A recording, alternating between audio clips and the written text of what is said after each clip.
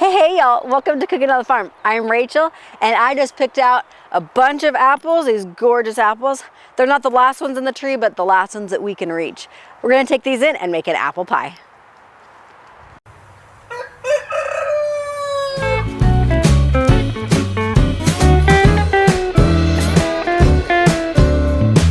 Alright, let's go make some food. Easy as pie, lemon, apple, or cherry. Hey y'all, welcome to Cooking on the Farm. I'm Rachel and today we're gonna make apple pie. Apple pie is one of my most favorite pies that I make. What you're gonna need for this apple pie is 2 tablespoons of flour, 1/8 to 1/4 teaspoon of nutmeg, 3 tablespoons brown sugar, 2 to 3 tablespoons of cinnamon, pinch of salt, and your optional ingredient, lemon juice, about a teaspoon. Obviously, we're gonna need some apples. I've already cut these guys. I'm gonna demonstrate how I peel an apple. It's a little bit different than how some other people peel apples. You're also gonna need your pie crust. If you have not already watched my previous video, it'll be linked up here, how I make this pretty much foolproof pie crust. All right, let's get to peeling. All right, so I hold my peeler with 4 fingers, loose thumb, and I pull toward my thumb. So my thumb is actually hitting right in this area, not the blade, because those are sharp and you can, cut your thumb. So I pull until the fat part of your thumb right here hits that. Gingy wants to say hi. And so I just go around. So when my mom was a little girl, her dad used to peel an apple and tell us a Bible story. And he would do the whole entire peel in one fell swoop. Oh, I missed a spot. There we go. So I'm gonna cut my apple in half, quarter. You can do this one of 2 ways. You can guide it with your thumb if you're comfortable with knives, like that. Or if you're just getting comfortable with knives, you can hold your apple and cut at an angle like so. Same difference. It does take a little bit more off. So if you want more practice, get a small paring knife. This is totally the wrong knife for this, but all my knives are dirty in the dishwasher. A small paring knife, it works wonders. They're smaller, they're good hand control.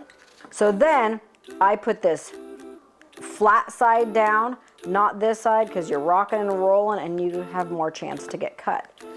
And then put your knife down, nose down, or tip down, and then pull through. And then once you get this way, I put it between, so I'm stabilizing on both sides. So I try to make these about 1/8 of an inch thick. So these apples, they're not super sour. They're not like your normal Granny Smith apples. These ripened on the tree, so they don't need a lot of extra sugar. Taste your apples. If they need more sugar, you're gonna need to add more sugar. All right, so my apples have gotten a little bit brown because I'm doing this in stages for you guys. So as soon as you cut your apples, take your lemon juice and give them a good zizzle over the top. The other thing you can do if you're making a big batch like I did the other day where I made 3 pies, I had actually this big bucket right here, I filled it with water about halfway.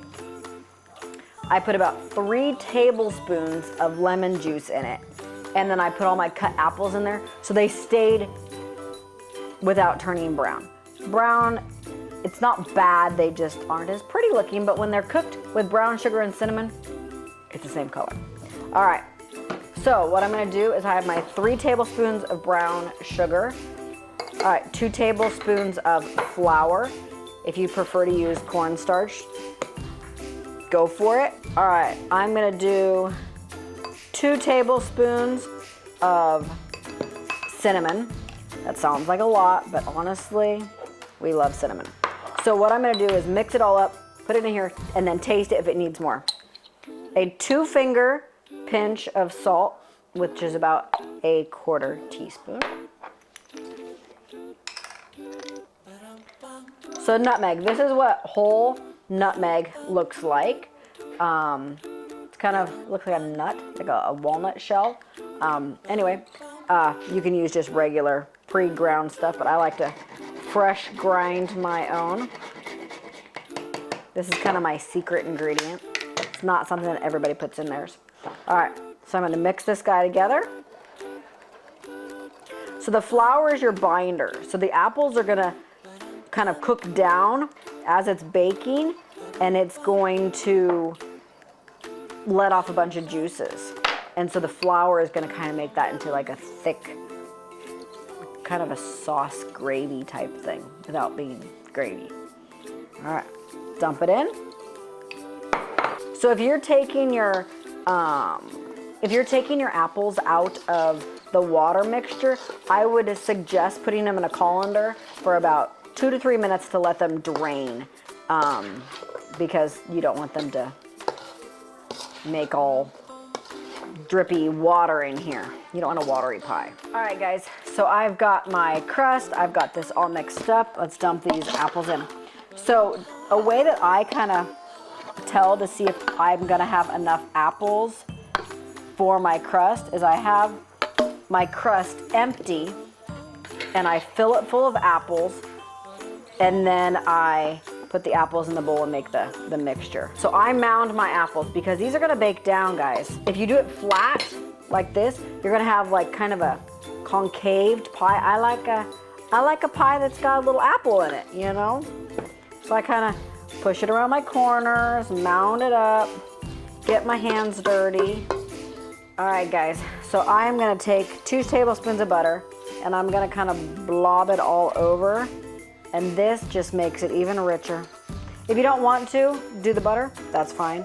I don't always do it. In fact, half the time I forget, but then when I go to cook it, I remember. All right, slap this guy on. Try to center it as well as you can. Ta-da!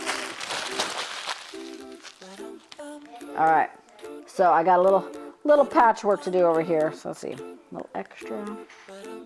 Like I said, this is a homemade pie, guys. I'm not perfect, okay? Not perfect.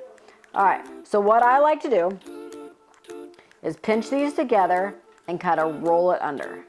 Pinch, and oh, this one I'm gonna roll over. You can roll over or under, kind of which pie or which crust. So some of them are over and some of them are under. How you crimp it is you take two fingers on each hand and pinch and push them together. Pinch and push together. Pinch, push together. Pinch, push together. Pinch, push together. And then once you get it all done, you can go through and push down the little in-betweeny point part.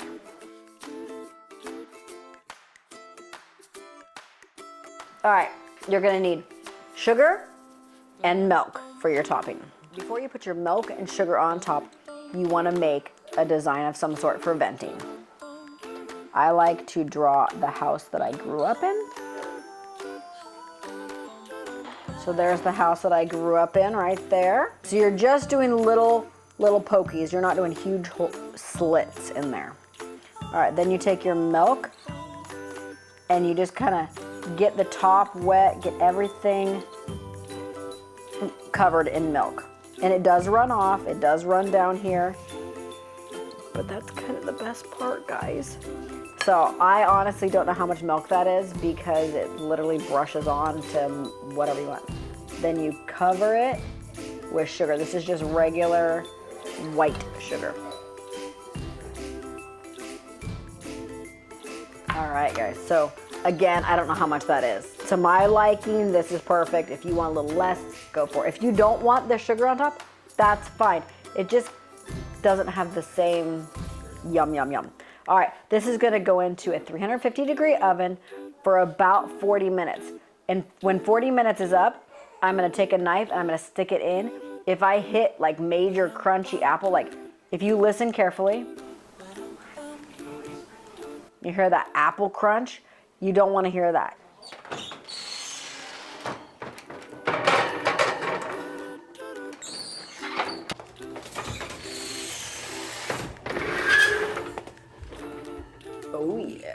All right, guys, so I'm gonna test this. So you do end up cutting some of the crust, so you will hear that, but you wanna feel the resistance or not feel the resistance of apples. Perfect. Check it kind of all over. You can hear it. That's the crust I'm cutting through. Whoop. There we go. All right, so this guy needs to set for about 20 minutes to kind of mellow, let everything stop bubbling.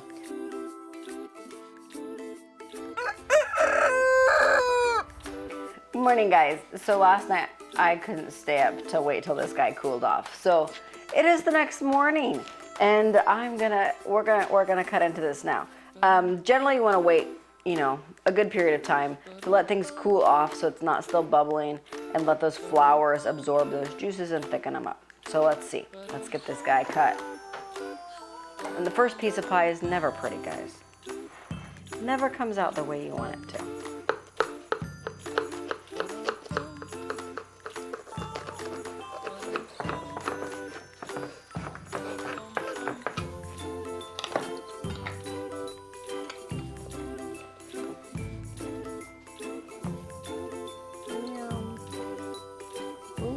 Ooh, ooh.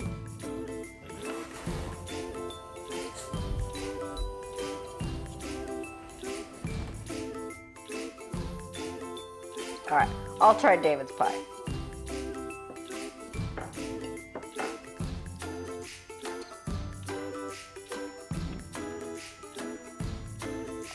I love cinnamon, guys. And this has the perfect amount, not too overpowering where it just like almost hits you in the face.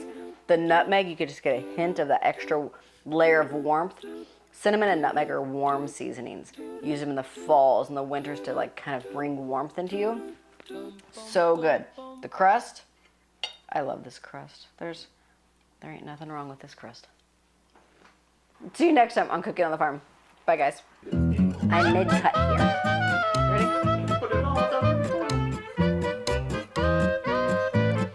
Where'd my tablespoon go? Where'd it go? Oh, there it is. Recording whenever you're ready. So, what I recommend is pulling your freezer or your app. It's not cooked yet. You can wait. Yeah, we'll have pie with ice cream. Well, you will. I won't. Here comes Nana. Oh boy, guys.